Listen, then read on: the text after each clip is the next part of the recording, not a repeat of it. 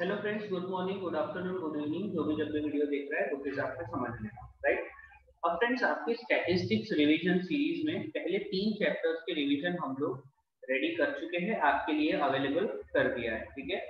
4th chapter फटाफट से start करते हैं, फटाफट से कंप्लीट करेंगे, ज्यादा टाइम इन्वेस्ट नहीं करेंगे और बहुत अच्छा रिवीजन भी करेंगे।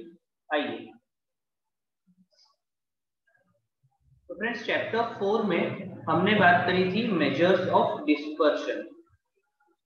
चैप्टर 3 में हमने क्या देखा था? Measures of central tendency, right. यहाँ पे हम लोग देखेंगे मेजर्स ऑफ डिस्पर्शन। और फ्रेंड्स, आपको याद होगा मैंने आपको मेजर ऑफ सेंट्रल टेंडेंसी में ये बताया था कि एक ऐसी वैल्यू जो पूरे डेटा को रिप्रेजेंट करे वो होती थी आपकी मेजर ऑफ सेंट्रल टेंडेंसी, जिसमें हमने मीन, मीडियन, मोड पढ़ा, क्वार्टाइल, परसेंटाइल, डिसाइल, ये सब पढ़ा।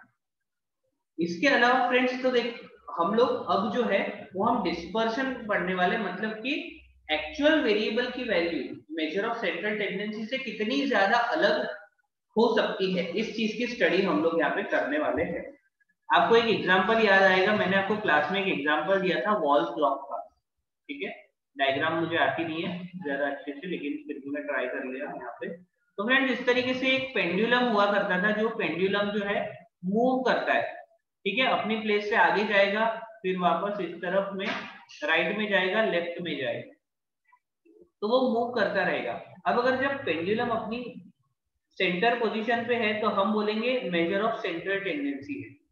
लेकिन जब हम उसे इस मूवमेंट को स्टडी करेंगे कि सर वो राइट में कितना दूर जाके आया और लेफ्ट में कितना दूर जाके आया, वो जाएगा वापस आएगा, राइट, यहाँ भी जाएगा वापस आएगा।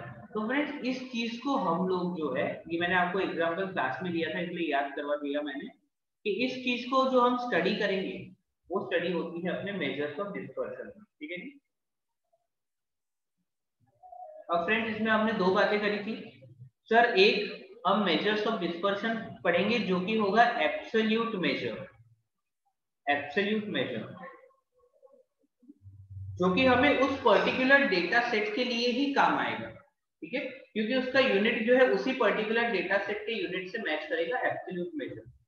लेकिन फ्रेंड्स, अगर हमें एक डेटा सेट को दूसरे डेटा सेट से कंपेयर करना है तो आपको ये एब्सोल्यूट मेजर काम नहीं आता है, उसके लिए आपको क्या चाहिए? रिलेटिव मेजर, ठीक है फ्रेंड्स।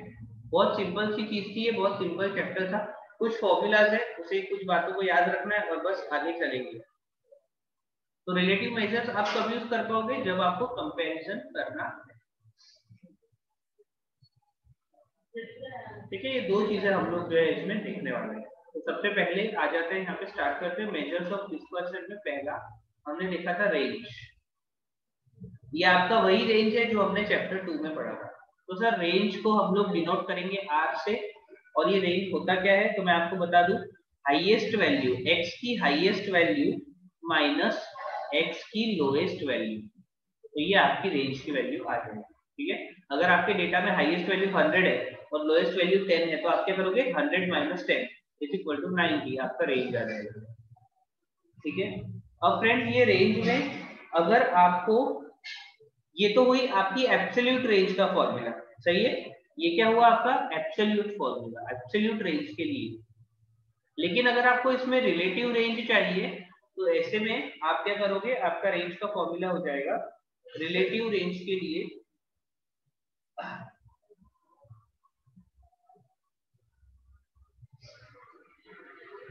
रिलेटिव रेंज आप फाइंड आउट कर पाओगे, ये वैल्यू आप किसी और डेटा सेट के रिलेटिव रेंज से कंपेयर कर पाओगे। तो रिलेटिव रेंज का फॉर्मूला आपका हो जाएगा range upon highest value plus lowest value of x, ठीक है।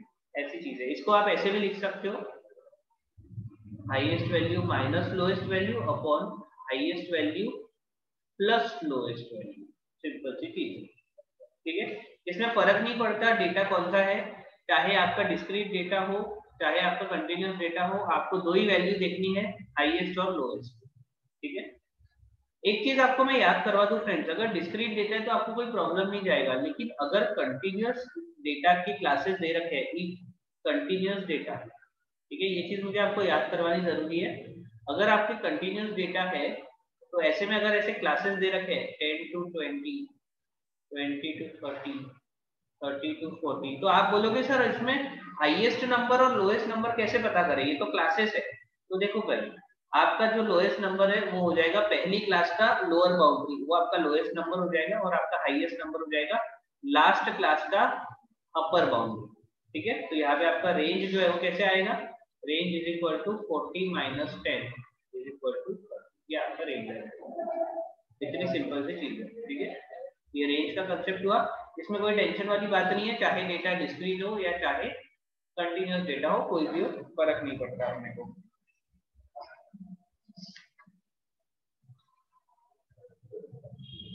और फ्रेंड्स, इसे जो मैंने आपको एक यहाँ पे रिलेटिव रेंज बताया, इसे आप कोएफिशिएंट ऑफ रेंज भी बोल सकते हैं, कोएफिशिएंट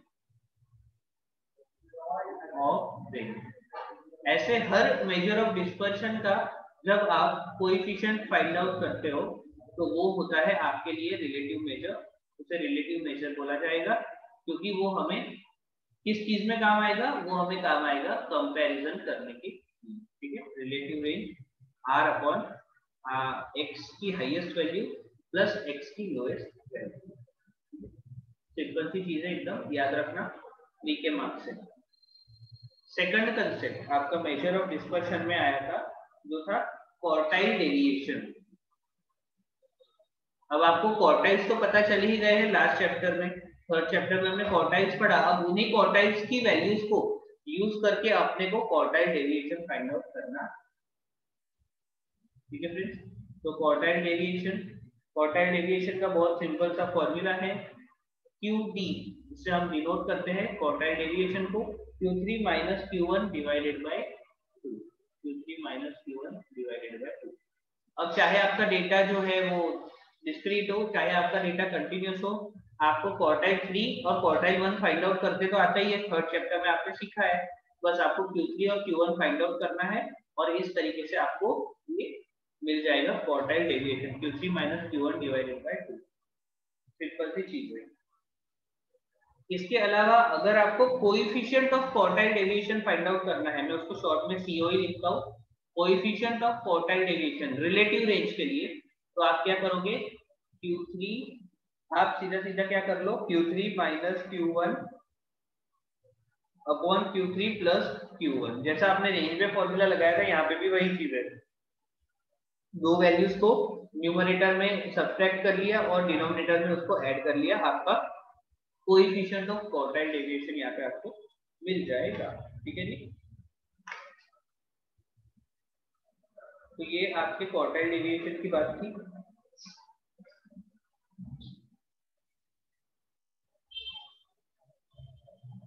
ठीक है, आगे चलते हैं। इसमें आपका तीसरा कंसेप्ट आता है फ्रेंड्स, एवरेज डेविएशन। ठीक है, एवरेज डेविएशन या फिर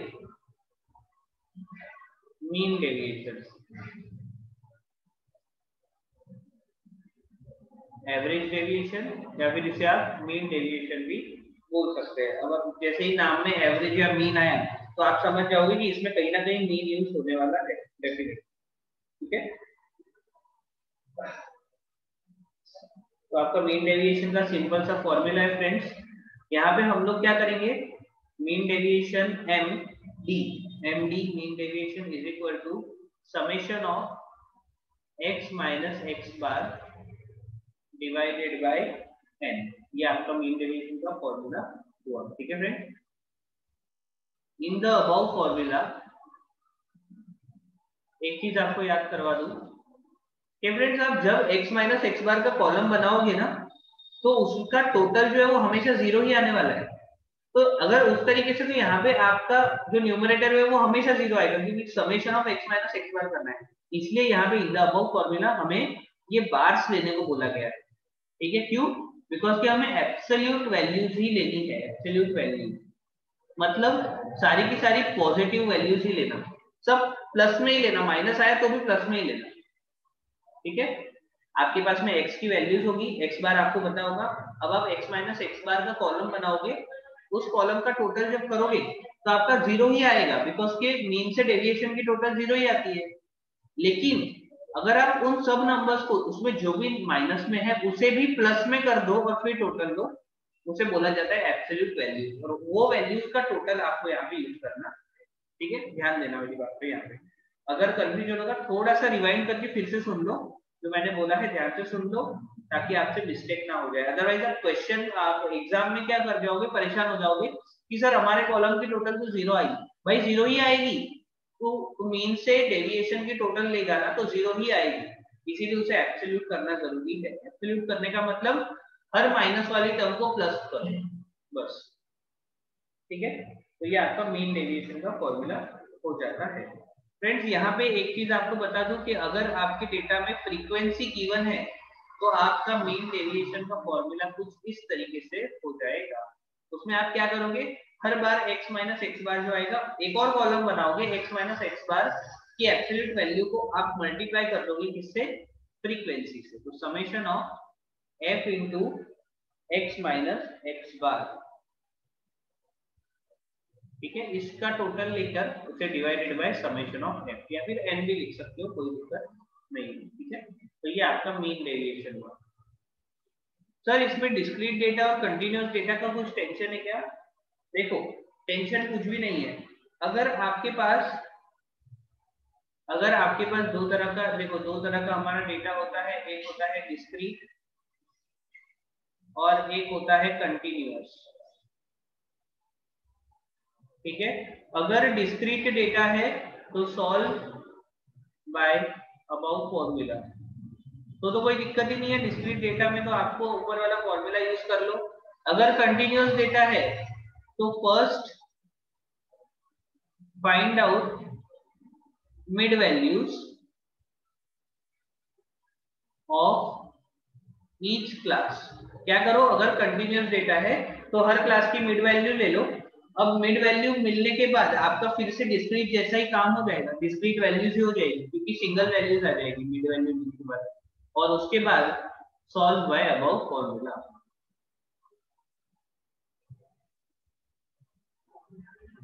ठीक है, तो मिड वैल्यू ले लेना और फिर नॉर्मल वे में आप सॉल्व कर लो। ये आपका मीन डेविएशन हो जाता है। बहुत छोटे छोटे कंसेप्ट है, बहुत सिंपल चैप्टर है डेविएशन पर, मीन डेविएशन। इससे पहले हमने क्वार्टाइल डेविएशन भी देख लिया और यहाँ पे रेंज भी देख लिया, वो भी सारा कुछ एकदम सिंपल सी चीज है, कोई उसमें दिक्कत वाली बात नहीं है। फोर्थ इसमें कंसेप्ट आता है फ्रेंड्स अपने पास स्टैंडर्ड डेविएशन, जिसे हम स्मॉल s से डिनोट करते हैं स्टैंडर्ड डेविएशन। स्टैंडर्ड डेविएशन क्या होता है जी? स्टैंडर्ड डेविएशन सर हम लोग यहाँ पे एक x बार को थोड़ा सा यूज करके एक डिफरेंट तरह का डेविएशन यहाँ पे स्टडी करने वाले हैं, जिसमें हम स्क्वायर और स्क्वायर रूट को यूज करते हैं। और ये जो स्टैंडर्ड डेविएशन है फ्रेंड्स, ये आपको आगे तक जब तक आप पढ़ाई करोगे, जब तक आपकी पढ़ाई में स्टैट्स होगा, तब तक आपको स्टैंडर्ड डेविएशन काम में आता रहेगा। तो आप इस पे ध्यान दे देना। ठीक है, इसको अच्छे से सीरियसली आप देख लेना। स्टैंडर्ड डेविएशन क्या होता है सर? तो स्टैंडर्ड डेविएशन जो होता है s is equal to under root summation of x minus x bar square divided by n, क्या आपका स्टैंडर्ड डेविएशन हो जाता है। ठीक है, इसके साथ साथ एक वेरिएंस का कंसेप्ट होता है। वेरिएंस बहुत इजी है। वेरिएंस मतलब क्या? तो सर वेरिएंस मतलब स्टैंडर्ड डेविएशन का स्क्वायर। तो यहाँ पे आपका आ जाएगा x minus x bar square upon, ठीक है, तो ये वेरिएंस होता है। वेरिएंस का कुछ नया कुछ नहीं होता है, स्टैंडर्ड डेविएशन का वो स्क्वायर होता है, स्मॉल s का स्क्वायर, वो आपका वेरिएंस हो जाता है। ठीक है जी, ये एक फॉर्मूला होता है। फ्रेंड्स देखिए, ये फॉर्मूला आप कब यूज करते हो, मैंने आपको क्लास में बताया था। ये वाला फॉर्मूला आप कब यूज करोगे? When x bar is an integer and not a fraction। देखो फ्रेंड्स, जब आप x बार फाइंड आउट करोगे और x बार अगर 50 आ गया तो आप ये फॉर्मूला इजीली लगा सकते हो, बिकॉज x माइनस एक्स बार ही करना है पूरे कॉलम में। लेकिन फ्रेंड्स अगर आपका x बार जो है वो इंटीजर नहीं है, if x bar comes a non integer, मतलब example x bar is equal to 7.78, ऐसा पॉइंट में आ गया तो यार पॉइंट में आ जाएगा तो पूरे कॉलम में आपको x माइनस एक्स बार करना, उसका स्क्वायर करना, वो सब पॉइंट में आएगा तो कितनी मगजमारी हो जाएगी आपकी, ठीक है ना। तो ये चीज अगर हुई, ध्यान रखना, अगर आपका x बार जो है वो पॉइंट में आ गया है, इंटीजर नहीं है, फ्रैक्शन है, तो आपको एक और फॉर्मूला अवेलेबल है जो आप यूज कर सकते हो। फॉर्मूला है summation of X square upon N minus x bar का होल स्क्वायर, इस पूरे को अंडर रूट ले लेंगे, ठीक है जी। ये आपका स्टैंडर्ड डेविएशन का फॉर्मूला होता है अगर आपका एक्स बार पॉइंट में आ रहा है। ये आपका काम आसान करने के लिए होता है, बिकॉज इस फॉर्मूला में आपको x माइनस एक्स बार का कॉलम बनाना ही नहीं, ठीक है ना। ये सारी बातें हम क्लास में कर चुके हैं बहुत डिटेल में, तो आप जो है उस आपको ध्यान में आ जाएगा। और उसके अलावा अगर वेरिएंस देखना है तो इसका s स्क्वायर ले लेंगे और यहाँ से स्क्वायर रूट को हटा देंगे upon n minus x bar का होल स्क्वायर, ठीक है जी। तो फॉर्मूला जो है वो थोड़ा सा आपको याद रखना है, बस बाकी कोई इसमें दिक्कत वाली बात नहीं है। सर ये तो हुई आपकी कौन सी बात है, अगर डिस्क्रीट डेटा है तो। अगर फ्रीक्वेंसी वाला डेटा है तो if the data has frequency given, ठीक है, अगर आपके डेटा में फ्रीक्वेंसीज दे रखी है, if frequency is given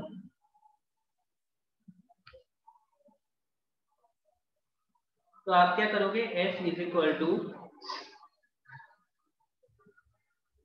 under root summation of f into x minus x bar square upon summation of f। अगर फ्रीक्वेंसी दे रखी है तो बस एक फ्रीक्वेंसी, एक कॉलम एडिशनल बन जाएगा आपका, x minus x bar square को आपको फ्रीक्वेंसी से मल्टीप्लाई करके एक कॉलम बनाना है, उसका टोटल यहाँ पे यूज करना है, ठीक है जी। एक फॉर्मूला ये, और दूसरा जो नेक्स्ट फॉर्मूला है उसमें भी फ्रीक्वेंसी अगर आती है तो आप जो है वो उसको कैसे कर पाओगे, ये देखिए उसमें भी फ्रीक्वेंसी का इफेक्ट हम लोग दे देंगे, summation of f into x square upon summation of f minus x bar whole square, ठीक है जी। तो ये फ्रीक्वेंसी के केस में आपका काम हो जाएगा। सर उसके अलावा अगर क्लासेस आ गई तो, अगर आपका डेटा कंटिन्यूअस है, इफ कंटिन्यूअस डेटा, अगर आपका डेटा कंटिन्यूअस है तो आपको क्या करना पड़ेगा, कंटिन्यूअस है तो वैसे ही करो जैसे को ऊपर किया था, मिड वैल्यू से if continuous data is given then first find out mid values of all classes and then solve by above formula, ठीक है। फिर यही फॉर्मूलाज को आप अप्लाई कर पाओगे, क्योंकि वो जैसे ही आप मिड वैल्यू लोगे तो डेटा आपका डिस्क्रीट में कन्वर्ट हो जाएगा, and then solve by using about formulas, ठीक है।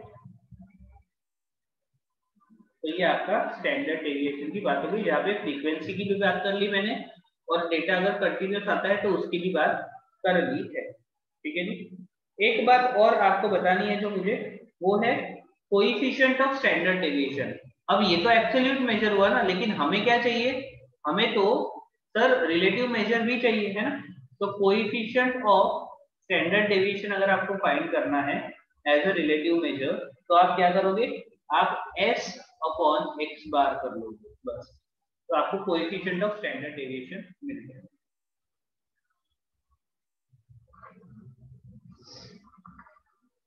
ठीक है। अब फ्रेंड्स एक कंसेप्ट इसमें एडिशनल होता है, कोएफिशिएंट ऑफ स्टैंडर्ड डेविएशन का आंसर आपको पॉइंट में आएगा, ठीक है, वो तो कंफर्म है। लेकिन फ्रेंड्स इसके साथ साथ एक और कंसेप्ट होता है कोएफिशिएंट ऑफ वेरिएशन, ठीक है। तो अगर कोएफिशिएंट ऑफ वेरिएशन आपको फाइंड आउट करना बोला है तो आप क्या करोगे, कुछ नहीं करना है आपको, आपने जो coefficient of standard deviation calculate किया है ना ऊपर, आपको उसको मल्टीप्लाई करना है किससे, 100 से, बस हो गया। Coefficient of variation is equal to जो कोएफिशिएंट ऑफ स्टैंडर्ड डेविएशन है उसको मल्टीप्लाइड बाय 100 कर दो, हो गया काम, ठीक है। तो that is coefficient of variation. ठीक है जी। तो that was the discussion with chapter 4 measures of dispersion. ठीक है, कोई भी दिक्कत है आप मेरे जो स्टूडेंट है उनके पास तो मेरा कांटेक्ट है, जो लोग यूट्यूब पर देख रहे हैं उन्हें भी कोई दिक्कत है तो कमेंट डाउन कर सकते हैं और आपका डाउट सॉल्व करने की पूरी कोशिश करूंगा मैं। ठीक है, होपफुली आप लोग जो है इसमें से अच्छा बेनिफिट ले पाए, अच्छी पढ़ाई कर पाए। मुझे रिव्यू जरूर देना, मैं अपने आप को और बेटर बनाने की कोशिश डेफिनेटली करता रहूंगा। ठीक है, okay, so have a nice day, bye bye, see you, take care.